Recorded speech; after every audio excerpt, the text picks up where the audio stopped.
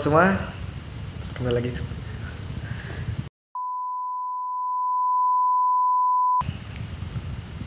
Halo teman-teman semua, kembali lagi di Swasta Wirawan. Terima kasih teman-teman sudah mengklik video ini.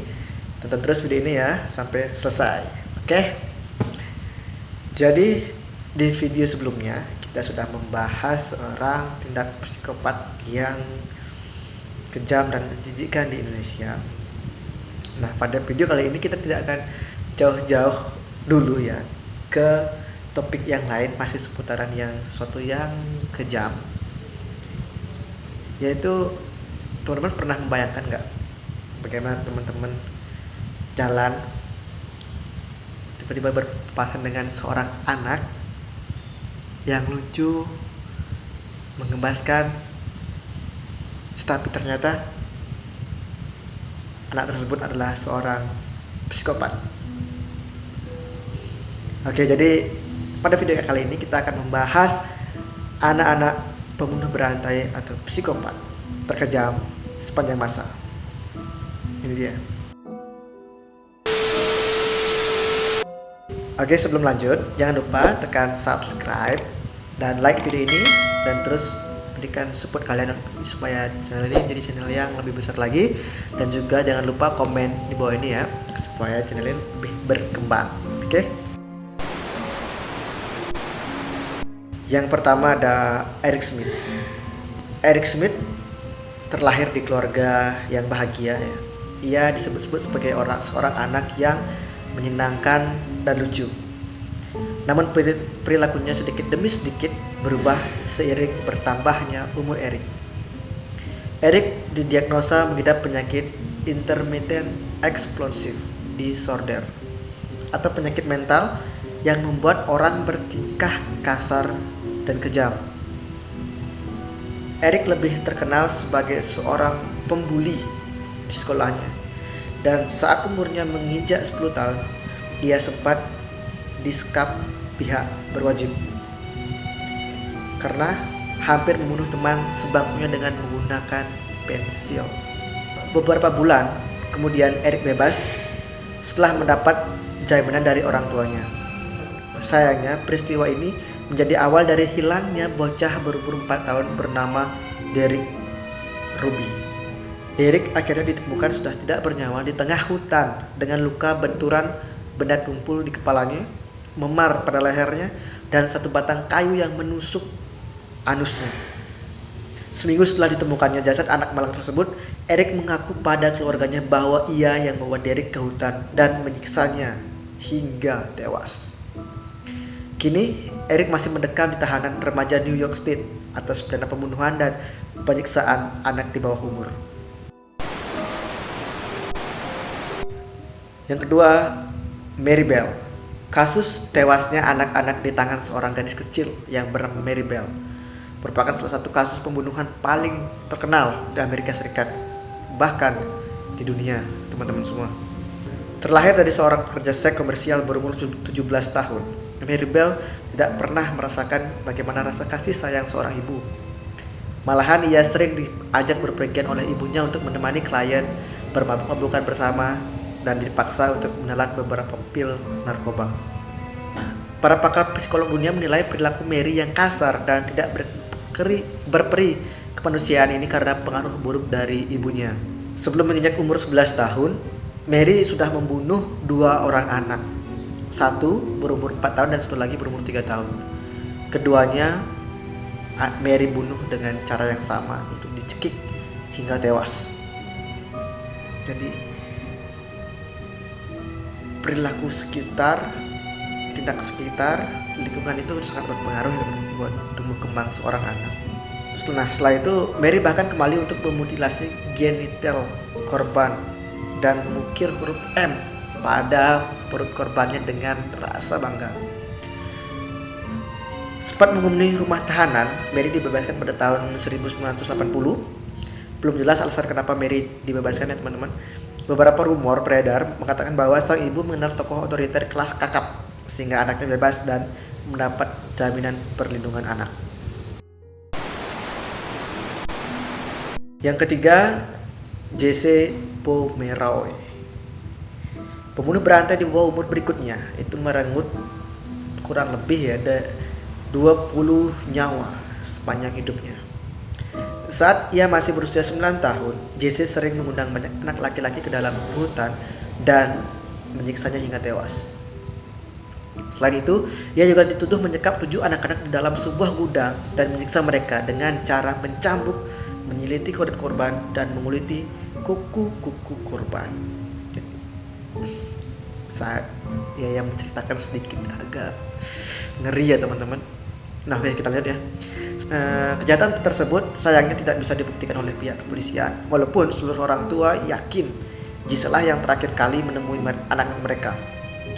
Jesse akhirnya berhasil ditangkap dan masuk penjara berkat bantuan sebilah pisau yang ia tidak sengaja tinggalkan di TKP pembunuhan anak gadis berusia 10 tahun yang bernama Mary Curran dan seorang balita yang tidak dikenal di sebuah gudang dekat rumahnya. Jasad anak yang tidak dikenal tersebut atau si balita ini ditemukan terpotong-potong tanpa kepala.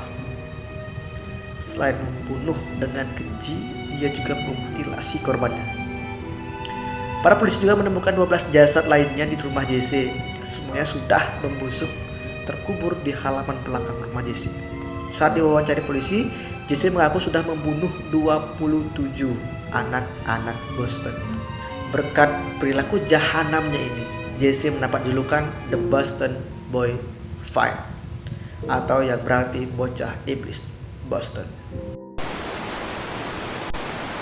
Keempat, pembunuh anonim di Bekasi. Kali ini datang dari tanah air, dari negara kita tercinta Indonesia.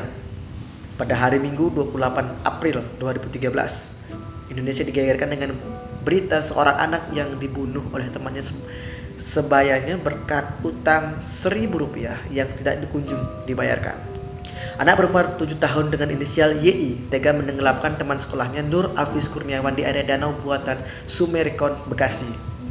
Peristiwa mengerikan ini bermula dari laporan anak hilang yang dilontarkan oleh orang tua Nur Afis pada tanggal 24 April. 1 hari sebelum jasad Nur ditemukan mengapung di danau buatan tersebut oleh warga lokal yang sedang mencarikan. Bersama sekelompok polisi, jasad korban yang sudah teridentifikasi diantarkan ke rumahnya di Rau Bugel RT 2 RW 10 Harapan Mulia, Medan Satria. Awalnya masyarakat tidak mencurigai ya teman-teman adanya tindakan pembunuhan di balik meninggalnya Nur Afis Kurniawan ini. Nah, tapi dari hasil visum membuktikan sebaliknya. Nur Hafiz mengalami kekerasan sebelum tenggelam, terbukti dalam luka memar dalam pada mulut dan lehernya. Setelah diselidiki, polisi berhasil membuktikan teman sebayanya Nur berinisial YI lah yang telah membunuh temannya dengan keji. Keterangan yang diberikan oleh YI menenangkan bahwa ia kesal karena Nur Hafiz berhutang Rp1.000 dan selalu ditagih oleh YI dan tidak kunjung dibayarkan. Lumayan seram juga ya teman-teman. Saya yang punya banyak utang nih jadi agak takut juga. Jadi buat teman-teman yang punya utang ya segeralah dibayarkan ya, termasuk saya juga. Yang kelima, Jordan Brown. Pada 20 Februari 2009, seorang pembunuh berantai anak-anak di Pennsylvania membunuh ibu tirinya yang sedang mengandung dengan menggunakan senjata api. Jordan Brown ya namanya. Yang pada saat itu ia berusia 11 tahun, mengosongkan peluru tepat di belakang kepala ibunya yang saat itu sedang tertidur lelap tanpa kehadiran sang suami di rumahnya atau sang ayahnya. Saudari-saudari Jordan yang mendengar suara tembakan lantang dari luar kamar tidak berani untuk meninggalkan tempat tidur. Mereka tetap di kamar mereka. Mereka menunggu sampai pagi tiba dan Jordan meninggalkan rumah untuk pergi bersekolah. Jordan masih sempat bersekolah ya teman-teman. Betapa terkejutnya kedua saudari Jordan ketika menemukan kepala ibu mereka yang sudah hancur menghiasi dinding sekitar rumah mereka. Dengan terbata-bata mereka akhirnya berhasil melaporkan Jordan atas tuduhan pembunuhan. Polisi yang berhasil menahan Jordan saat pulang sekolah memvonis Jordan minimal 15 tahun penjara atas pembunuhan tingkat 1 di Amerika Serikat. Saat diintegrasi, Jordan mengaku mendapat senjata api itu dari lemari berburu ayahnya. Ia juga mengaku merasa cemburu atas minimnya perhatian orang tua semenjak ibu tirinya mengandung adik ketika Jordan. Yang keenam, David Brom. Nah, David Brom ini sering dikenal sebagai versi laki-laki dari Mary Bell yang kita ceritakan tadi. David Brom meninggalkan catatan lebih dari 10 kasus pembunuhan di Minnesota, Amerika Serikat. Pada suatu pagi di bulan Februari tahun 1988, David yang saat itu berusia 16 tahun mengaku memiliki gangguan jiwa dan membunuh seluruh keluarganya dan tanpa sedikit pun merasa menyesal. Ia juga menyombongkan perbuatannya ini kepada teman sebangkunya, mulai dari bagaimana ia membelah kepala ibunya menggunakan kapak, sampai saudara-saudaranya yang ia geret ke dalam gudang untuk dipacung dan dipukuli menggunakan pipa besi. David mengaku ayahnya lah yang pertama kali yang menjadi korbannya, lalu ibunya, lalu adik-adiknya. Saat tertangkap polisi, ia tidak membantah semua kesaksian temannya, bahkan menambahkan informasi bahwa ayahnya lah yang menyulut pertikaian di antara mereka. Dia tidak tahan atas ocehan sang ayah. David akhirnya memutuskan untuk mengakhirinya dengan melayangkan kapak tepat pada area punggung atas ayahnya ketika ia sedang beristirahat. David akhirnya diganjar hukuman seumur hidup dan sampai sekarang masih mendekam di Minnesota Correctional Facility Stillwater.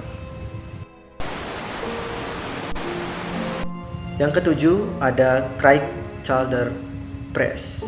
Craig Childers Price, pembunuh berantai psikopat berikutnya yang paling sadis, sering diberi nama Warwick Slasher. Craig Childers Price ditahan atas tuduhan 4 pembunuhan yang terjadi di Warwick, New York City. Craig berumur 13 tahun saat pertama kali ia membunuh tetangganya, seorang wanita berusia 27 tahun dengan menggunakan pisau. Ia menancapkan pisau tersebut sebanyak 58 kali hingga tetangganya tersebut meninggal dan meninggalkan jasadnya hingga membusuk di rumahnya. Pada usia ke-15 tahun, ia kembali berulah dengan membunuh 3 tetangganya lagi. Seorang ibu berumur 40 tahun bernama John Hayton dan kedua anak perempuannya. Polisi mengakui kecerdasan Craig dalam menyembunyikan barang bukti. Buktinya saja, mereka membutuhkan hampir 1 tahun sampai akhirnya bisa menggiring Craig ke dalam penjara. Bocah yang pada saat itu berumur 16 tahun mengaku tidak menyesal telah membunuh tetangganya. Bahkan parahnya lagi, dia mengatakan bahwa mereka pantas mendapatkannya. Ujar Craig dengan tenang, sama sekali tidak keberatan ketika polisi mengecapnya sebagai psikopat. Oke, teman-teman semua, itu dia ketujuh anak psikopat yang ada di dunia dan pernah menggemparkan dunia ini. Jadi semua itu terjadi kebanyakan karena tindak perilaku sekitarnya yang membuat perubahan karakter dari anak-anak tersebut.